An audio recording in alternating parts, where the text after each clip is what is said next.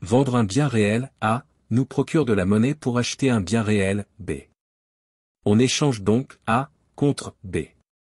Un bien réel peut être un service, un objet, un temps de travail.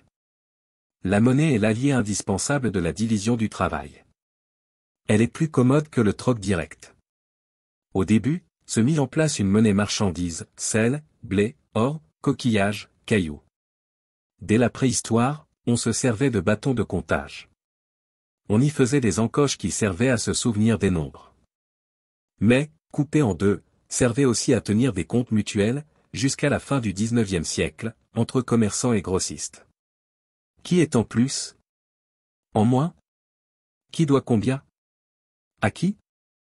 Les critères de succès d'une monnaie sont l'équité, la stabilité, la sécurité, la simplicité, la portabilité, la fluidité, l'accord le plus large possible. En 1971, les États-Unis ont mis fin à l'étalonnage de leur dollar sur une quantité fixe d'or. Depuis, plus aucune monnaie n'est adossée à la valeur d'une marchandise, quelle qu'elle soit.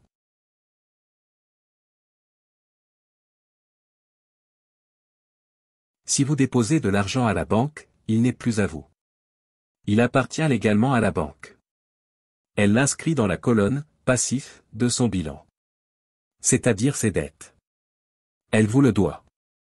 Si vous lui redemandez, elle vous le rendra, si elle peut, quand elle pourra, et s'il n'y a pas trop d'autres personnes qui réclament leur dû en même temps. Car il lui serait alors impossible de satisfaire tout le monde. Même si cela est peu probable statistiquement, et qu'il y a compensation entre banques. La banque est donc propriétaire de votre argent. Ce qui l'autorise à s'en servir comme garantie pour divers financements dont vous ignorez la nature, et sans votre accord.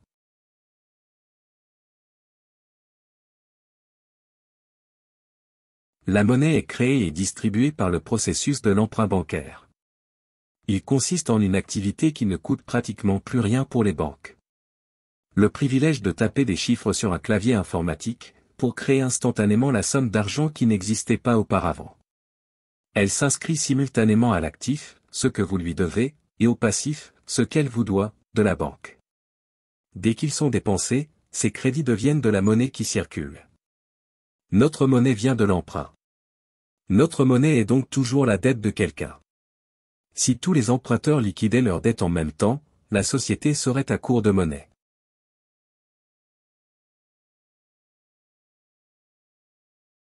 La quantité de prêts ainsi créés, et donc la quantité de monnaie bancaire qui va se déverser dans la vie réelle, dépend de l'envie que les banques ont de prêter, et de l'envie que les gens ont d'emprunter. C'est tout. Les banques respectent seulement un système de réserve fractionnaire. En principe, elles doivent posséder 10% en réserve de l'argent qui circule. En réalité, en 2007, elles n'avaient que 1%. Quand les banques créent des crédits, ce sont les banques centrales qui sont tenues d'ajuster les montants de monnaie de base que ces banques détiennent chez elles.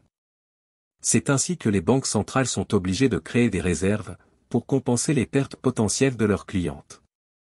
La quantité de monnaie en circulation ne dépend d'aucune analyse sérieuse, mais seulement de l'agrégation d'un ensemble de comportements et de critères émotionnels, incertains et imprévisibles.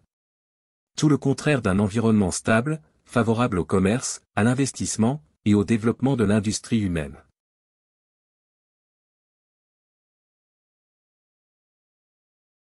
La monnaie de base, ce sont les réserves que les banques commerciales, où nous avons nos comptes, possèdent en dépôt à la banque centrale, la banque des banques. Elles ne circulent pas dans l'économie. Les montants sont ajustés en fonction des quantités de crédit.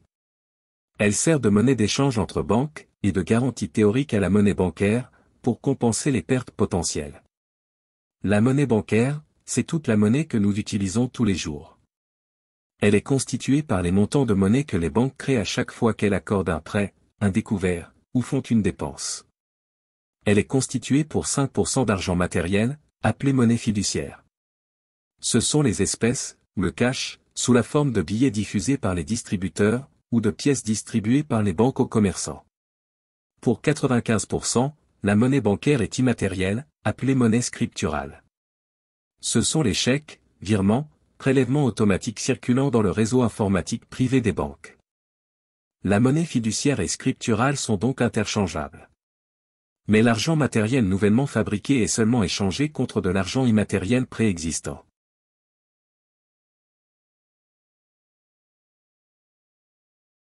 Mettez sur pause pour prendre connaissance de cette carte mentale.